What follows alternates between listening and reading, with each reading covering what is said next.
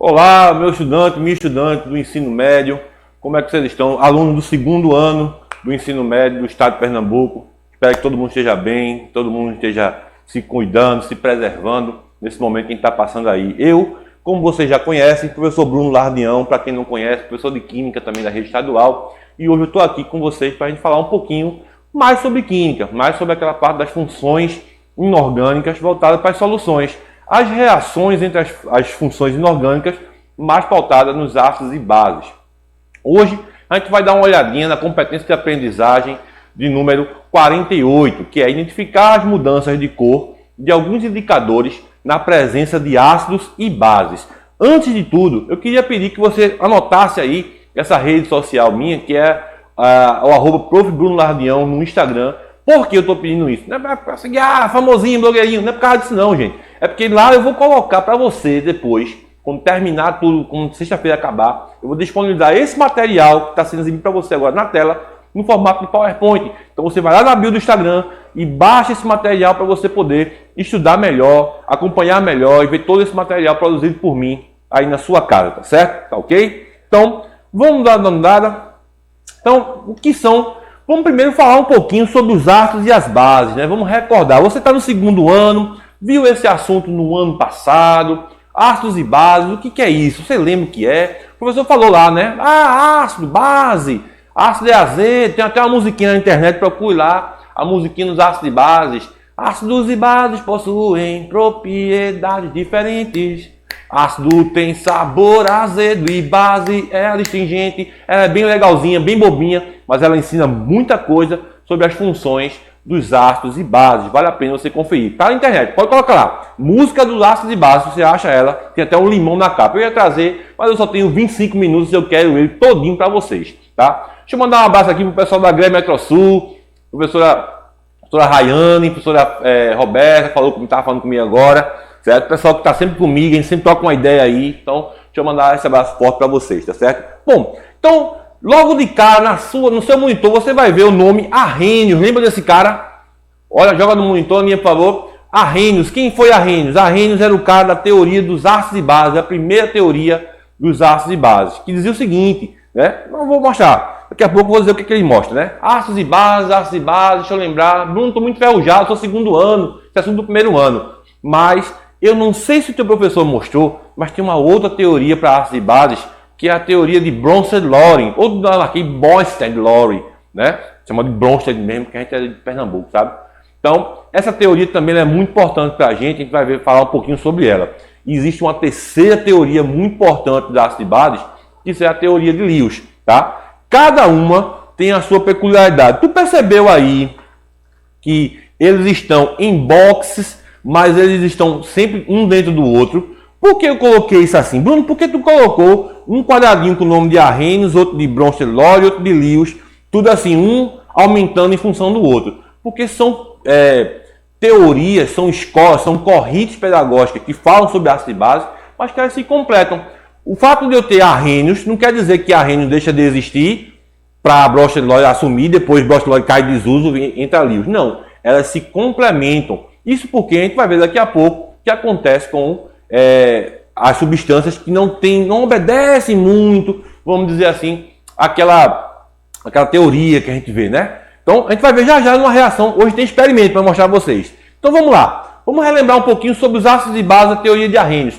Segundo Arrhenius, que é o carinha Svante Arrhenius faz o seguinte, que ácido é toda e qualquer substância capaz de se ionizar em meio aquoso, liberando seu único cátion H+. Eita, Lardião, mas vê só, o professor me disse que negócio de H+ não existe não. Que H+ no meio aquoso não existe não, Lardião. Beleza, veja só, realmente o íon H+, o próton H+, ele não é vamos dizer assim, uma espécie química estável quando está livre. Realmente as substâncias ácidas, aquelas que têm maior força ácida, conseguem liberar esse hidrogênio meio aquoso, mas que ele rapidamente é absorvido por uma outra espécie química, formando uma nova espécie química.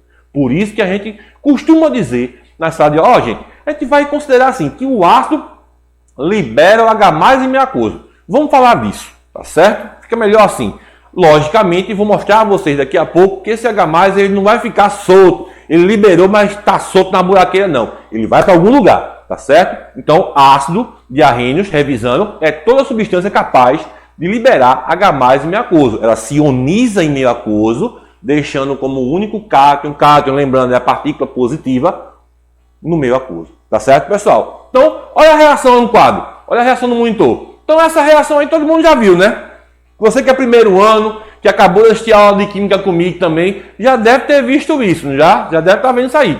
Então, primeiro ano a gente vê ácido clorídrico, ácido sulfúrico, ácido, deixa eu ver mais, ascórbico, que é um ácido orgânico, como a pessoa fala, que é o ácido da laranja. A gente vê ácido fosfórico, ácido nítrico, né? Meus amigos que gostam de perguntar sobre bomba, né? Pessoal, como é que faz bomba? Ácido nítrico sai para isso? Não, deixa quieto, fala disso não, vamos falar sobre paz, certo? Então, tá aí uma reação que eu vou falar com vocês agora, ó. Aqui eu tenho o HCl, que você encontra em qualquer armazém com o nome de ácido muriático, e aqui, ó, como eu disse a vocês, que o meio é aquoso, então eu tenho aqui, ó, tem que ter aqui o quê? O H2O, não é isso?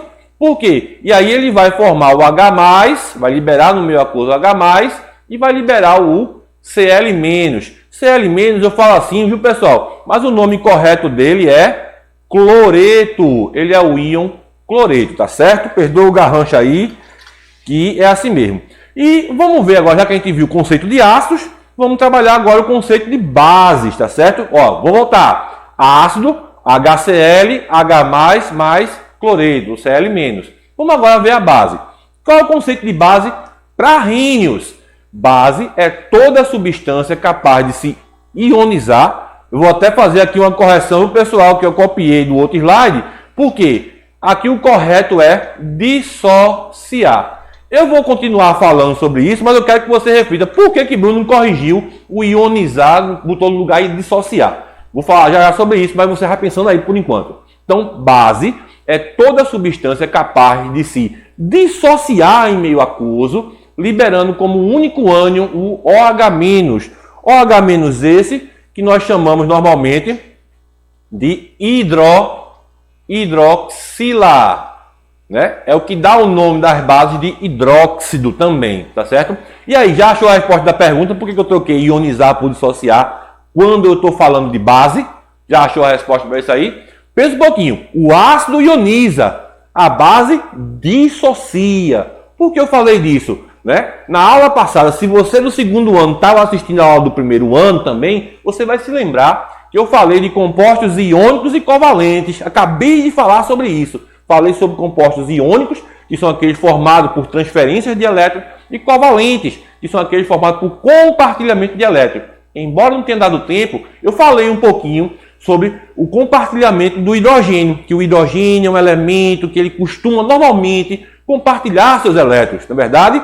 Então, quando eu falo que um ácido ioniza em meio aquoso, é porque o ácido é formado por um composto covalente. É o hidrogênio com o cloro, no caso anterior. É o hidrogênio com o cloro, o H e o Cl, beleza? Essa ligação entre o H e o Cl é covalente. Quando eu digo, ó, gente, errei aqui, ó, é dissociar, porque as bases são essencialmente compostos iônicos, exceto uma que eu vou mostrar daqui a pouco a vocês. Como eu não vou conseguir terminar essa aula hoje, eu só vou terminar na sexta-feira, eu vou trazer para vocês uma brincadeirinha chamada de sangue do diabo. Misericórdia, foi isso que eu falei agora, né? Sangue do diabo, que é um experimento de química que a gente faz com hidróxido de amônio, e aí depois eu vou parar o spoiler por aqui, senão perde a graça.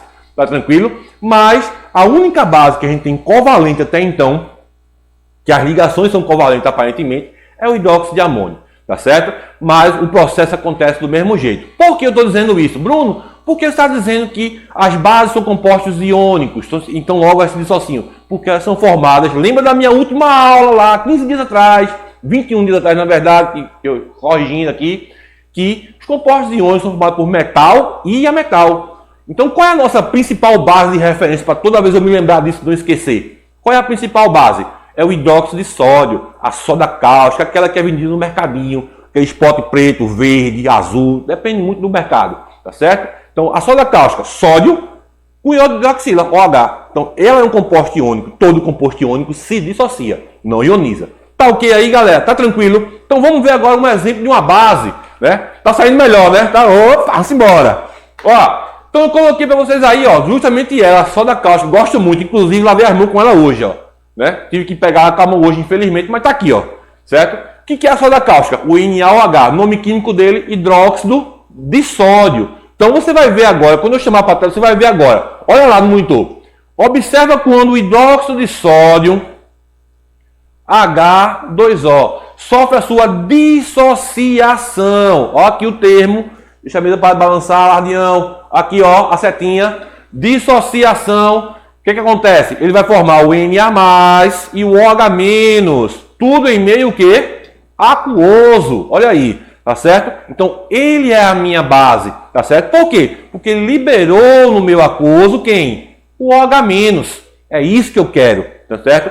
Bruno, só tem base se liberar OH? Só tem ácido se liberar H? Não. A gente vai ver já que a gente vai ter bases e ácidos que não tem H e nem OH.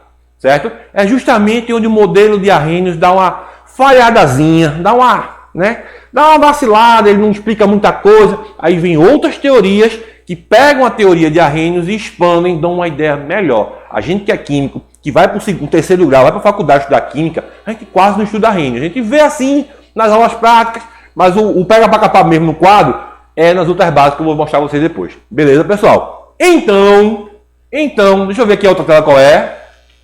Vai. Pronto. Vê bem. Eu vou, antes de mostrar para vocês, vocês estão vendo aí no monitor agora, dá para ver aí a reação ácido mais base, aí embaixo da seta ficou sal mais água. E embaixo dela, abaixo dela, eu coloquei aí, aqui ó, vou apontar para vocês poderem enxergar na canetinha, ó, o HCl, o NaOH e aqui o NaCl e a água. Ó, ácido mais base, o sal que está aqui, ó, saiu da seta, mas todo mundo tá vendo, né? Todo mundo tá ouvindo aqui, ó. E aqui, ó, a água.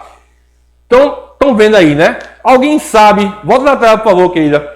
Alguém sabe o nome desse sal aqui, NaCl? Alguém conhece o NaCl? Vem comigo agora que eu vou mostrar o experimento.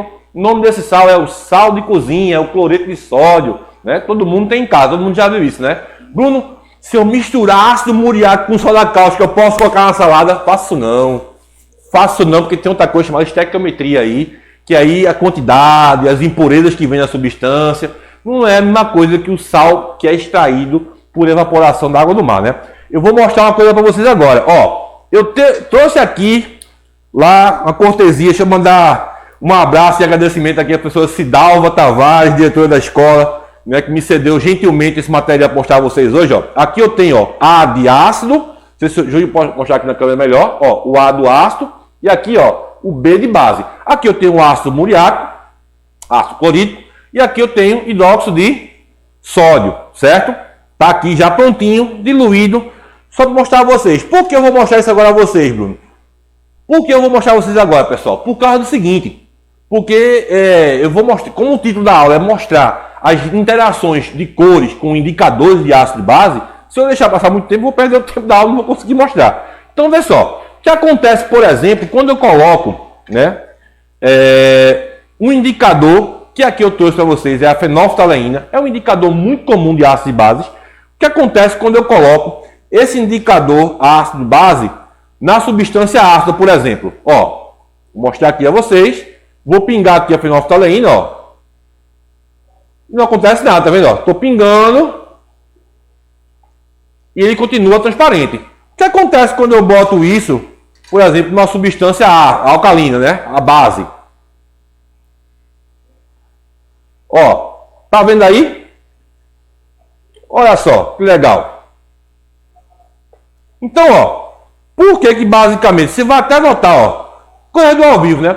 Porque você não tá vendo aí, daqui eu tô vendo levemente rosa porque o tubo tava sujo, beleza? Mas olha a diferença da interação do, como é que se diz? Do indicador fenolftaleína em meio ácido e do indicador fenolftaleína em meio básico. As cores são bem iguais, né, pessoal? Quase igual, né? Claro que não, né? E aí, o que acontece? Nessas duas, essa coloração, o indicador ácido básico, vou falar mais na frente, que ele serve justamente para indicar o meio. E eu vou mostrar, não vou falar sobre o que é agora, certo? Mas o indicador, basicamente, ele é uma substância que ele se transforma no meio. Então, ó, quando eu adiciono uma na outra, ó, o que acontece?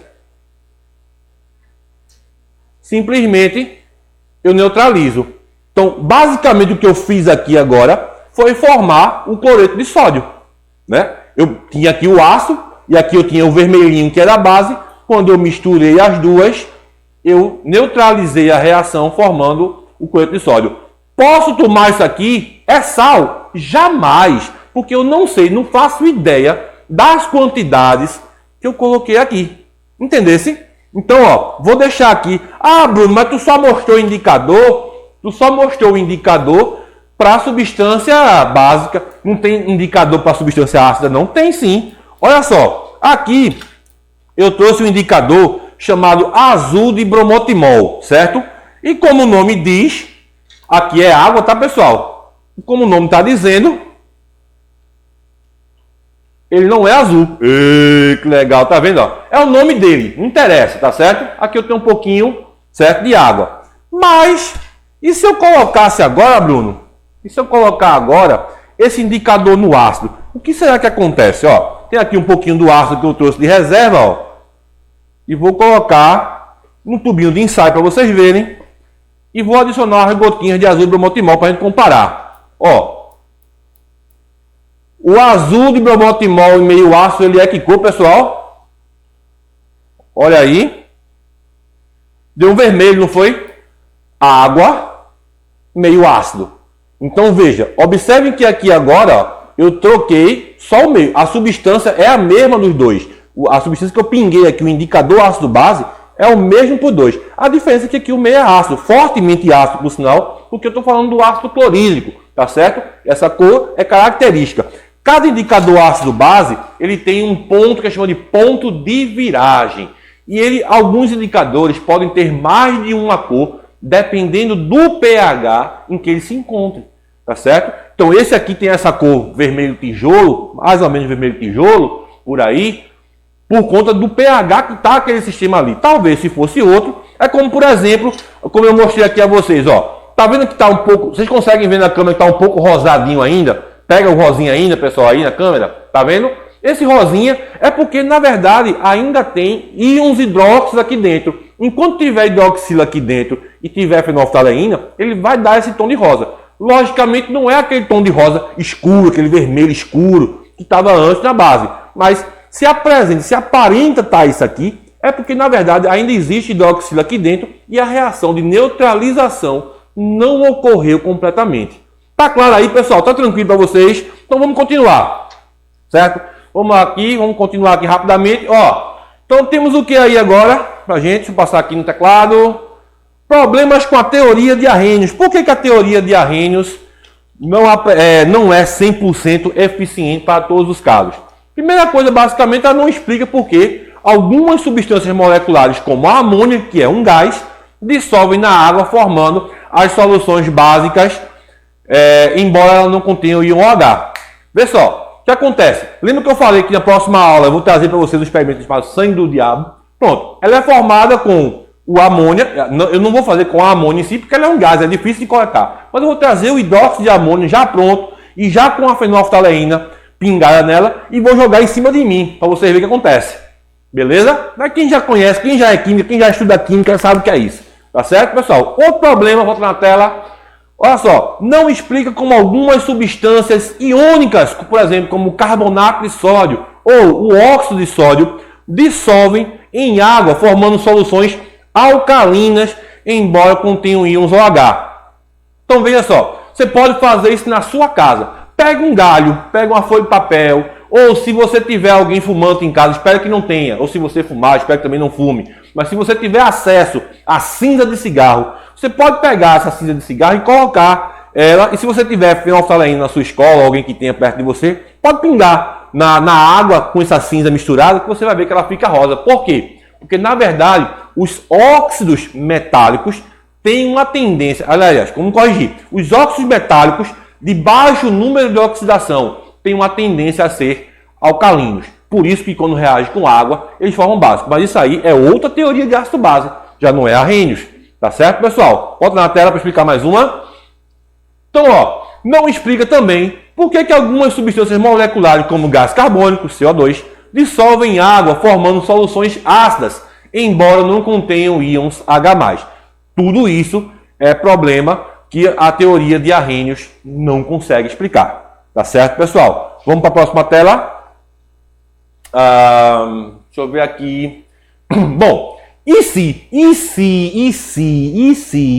ao invés de ser liberado em meio aquoso, eu pudesse transferir o hidrogênio, esse hidrogênio para uma outra molécula. Como é que seria isso, né? Então veja, vou sair daquela pegada do H+, que é liberado em meio aquoso, do OH- que é liberado em meio aquoso, e vou entrar numa outra vibe agora, que é transferir o próprio hidrogênio para outra molécula. Eu não vou mais deixar ele vagando no meio do caminho, não. Eu vou mandar ele direto para outro lugar, via Sedex, direto para outro, vai reagir direto. Como é que seria isso aí? Então, essa teoria é a chamada teoria, volta na tela, por favor. Essa teoria é a chamada teoria protônica de Bronsted-Lowry. O que ele diz para a gente? Diz para mim o seguinte, que o ácido é a espécie química que cede o H+ para outra espécie. Ele manda o H+ para outra espécie. E a base é aquela que recebe o H+ de outra espécie. Tá tranquilo aí, pessoal? Então veja, ácido doa o H+ para uma espécie, base recebe o H+ de outra espécie. Tranquilo aí? Então veja, vou doar e receber. Como é que ficaria isso aí? Temos aqui agora uma reação bem simples, né? Perdoe, do HCl interagindo com a molécula da água. Observe bem, tá certo? Olha o que vai acontecer. Observe aqui que o HCl continua sendo o meu ácido, certo? E aqui agora eu tenho somente a água. A água, por enquanto, eu não vou falar se ela é ácida, se ela é básica, se ela se comporta, como ela se comporta. Vou tratar isso, ó. Mas observe que ao interagir o HCl com a água, eu tenho aqui a formação de uma nova espécie chamada hidrônio, certo? Que está até escrito aqui, certo? Então, a gente vai encontrar aí, vamos lá, deixa eu apagar aqui rapidamente para a gente continuar. Observe bem que agora a gente tem aqui, ó, o ácido, e quando o ácido mandou o hidrogênio para a água, ele formou aqui, ó, que a gente chama de ácido conjugado e deixou livre o Cl-, que é o que a gente passa a chamar agora de base conjugada. Saindo daquela pegada de saber ácido, base, sal e água. Então, Bronsted-Lowry agora, ele se preocupa com a teoria dele que ele consegue mandar o hidrogênio, uma espécie aceptora de hidrogênio, recebe ele e aí ele forma o seu ácido conjugado, certo? Bom, essa teoria ela é muito interessante por explicar alguns fatores, por exemplo, como as reações em fase gasosa. Se você olhar direitinho, a gente consegue, por exemplo, Arrhenius, ele só explica, na tela, por favor, o Arrhenius ele só explica para mim o meio aquoso, as reações que acontecem em meio aquoso, porque eu preciso dissociar e ionizar em meio aquoso. Mas Bronsted-Lowry, ele vai justamente admitir reações em fase gasosa, por exemplo. Por exemplo, para encerrar aqui agora, eu posso ter a reação do gás amônia com o HCl também em fase gasosa. E aí eu vou formar o NH4Cl. Beleza? Que é uma reação, né, de ácido e base também. Mas logicamente meu tempo está se encerrando, né? E aí a gente, com certeza nas próximas aulas, a gente vai dar uma continuidade nisso aí com maior quantidade de assuntos, mais detalhes, um pouquinho mais de exemplos. E aí eu espero realmente que você, meu querido aluno, minha querida aluna, esteja fazendo as suas tarefinhas em casa, que você esteja aproveitando ao máximo, tirando ao máximo de proveito das atividades online. Não deixe o professor em paz não, cobre ele, viu? Deixar para vocês aquele abraço, né? E que todo mundo esteja bem, se proteja, fique em casa se puder. Valeu e tchau.